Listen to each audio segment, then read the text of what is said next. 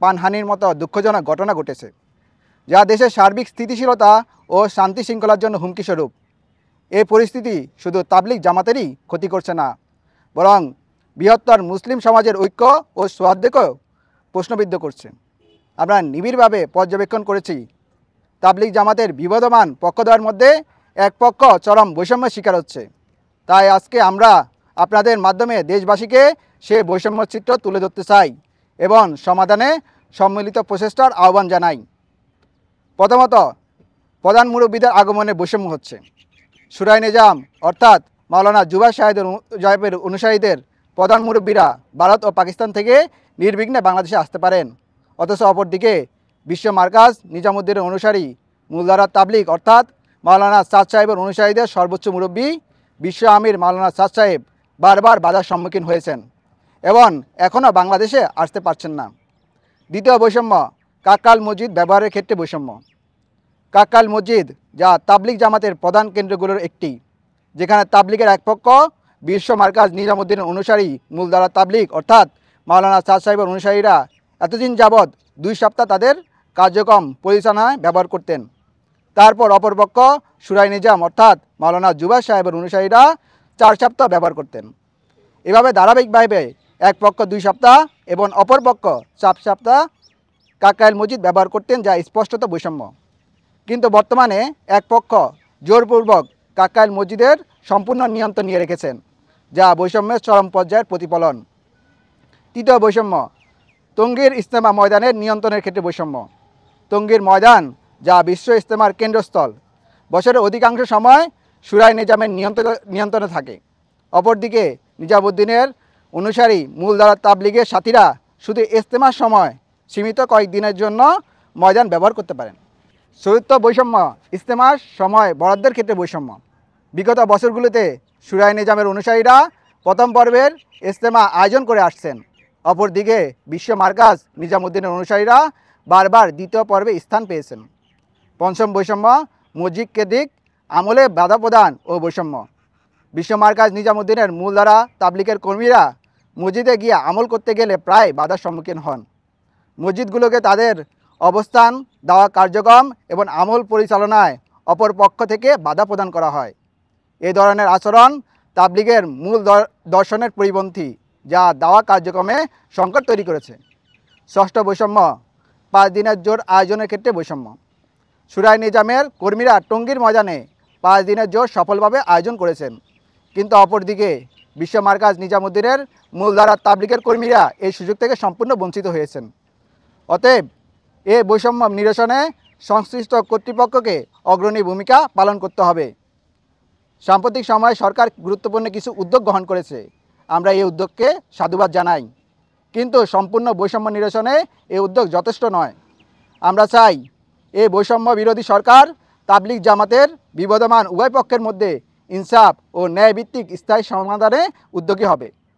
তাই আমরা সচেতন ছাত্র সমাজ এর পক্ষ থেকে ইনসাফ ও ন্যায়ভিত্তিক স্থায়ী সমাধানের লক্ষ্যে নিম্নলিখিত 3টি প্রস্তাবনা পেশ করছি।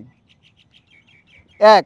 উভয় পক্ষ যেন তাদের সর্বোচ্চ মুরব্বীদের নিয়ে যার যার কার্যক্রম অর্থাৎ জোর, ইজতেমা, অন্যান্য আমল পরিচালনা করতে পারে তা নিশ্চিত করা।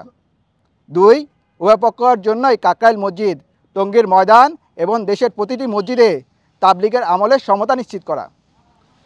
3. দেশের সাম্প্রদায়িক সম্প্রীতি ও শান্তি শৃঙ্খলা বজায় রাখার স্বার্থে উভয় পক্ষকে একে অপরের বিরুদ্ধে সকল ধরনের উস্কানিমূলক বক্তব্য এবং কার্যক্রম থেকে বিরত রাখা এবং 2018 সাল থেকে 2024 সাল পর্যন্ত ঘটে যাওয়া সমস্ত অনাকাঙ্ক্ষিত হত্যাকাণ্ডের বিচার বিভাগীয় নিরপেক্ষ তদন্ত করে দৃষ্টান্তমূলক শাস্তির ব্যবস্থা করা। সম্মানিত সাংবাদিকবৃন্দ, পরিশেষে আমরা শেরেবাংলা কৃষি বিশ্ববিদ্যালয়ের সচেতন ছাত্র সমাজ আপনাদের মাধ্যমে প্রশাসনের দৃষ্টি আকর্ষণ করছি যে আগামী 20 জানুয়ারি 2025 তারিখের মধ্যে উপরোক্ত প্রস্তাবের আলোকে দৃশ্যমান কোনো পদক্ষেপ গৃহীত না হলে বিগত 18 ডিসেম্বর 2024 সালে স্থগিতকৃত প্রধান উপদেষ্টার বাসভবনের সামনে অবস্থান কর্মসূচি দেশের সচেতন ছাত্র সমাজ এবং সচেতন নাগরিকদের নিয়ে আরও জোরালোভাবে পালন করতে বাধ্য হব। সচেতন ছাত্র সমাজের পক্ষ থেকে উপস্থিত সকলকে আন্তরিক ধন্যবাদ এবং মোবারকবাদ জানাই। এটা আমরা বৈশ্বিক বিবেচনায় সারা বিশ্বব্যাপী তাবলিগ জামাতের যে পদ্ধতি চলতেছে, যে দুই পক্ষ শান্তিপূর্ণভাবে সারা বিশ্বব্যাপী চলতেছে। আমরাও চাচ্ছি আমাদের এই দেশ সম্প্রীতির দেশ। আমরা চাচ্ছি দুই পক্ষে যাতে সমানভাবে তাদের নিজ নিজ ধর্মীয় আচার অনুষ্ঠান পালন করতে পারে, এই জন্য একটা নিরপেক্ষ জায়গা থেকে আমরা দাবি দেওয়াগুলো পেশ করলাম। আর দ্বিতীয়ত যেটা আমরা মানে নির্দিষ্ট করে একটা সরকারকে আমরা সময় দিয়েছি যাতে উদ্যোগ গ্রহণ করে 20 তারিখ।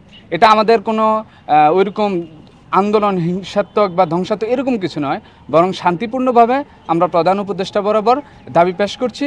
এবং সেই অনুযায়ী যদি সরকারের বিভিন্ন সেক্টর ওনারা কাজ না করে, তাহলে ওনার সাথে আমরা সরাসরি দেখা করে এই বিষয়গুলো আলোচনা করতে চাই। এটা কোনো ধরনের হুমকি নয় এবং দেশের সার্বিক পরিস্থিতিতে কোনো ধরনের সমস্যা নয়।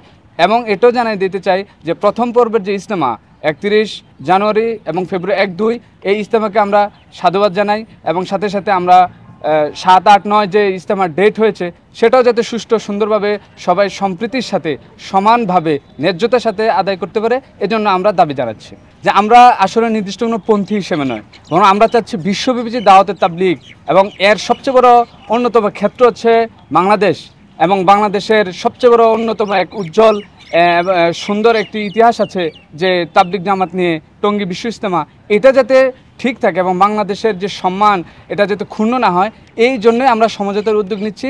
আর এতে সবচেয়ে বড় নিয়ামক ভূমিকা রাখতে পারে বাংলাদেশ সরকার, সেজন্য সরকারের দৃষ্টি আকর্ষণ করছি আমরা। শুধু মাওলানা সাদ সাহেবকে কেন্দ্র করেই নয়, আপনি যদি দেখেন 2018 সাল পরবর্তী এবং বিশেষ করে 2024-এ এটা ভয়ঙ্কর রূপ ধারণ করছে যে এখন তো দাবি উঠতেছে যে একটা পক্ষ নিষিদ্ধের দাবিতে।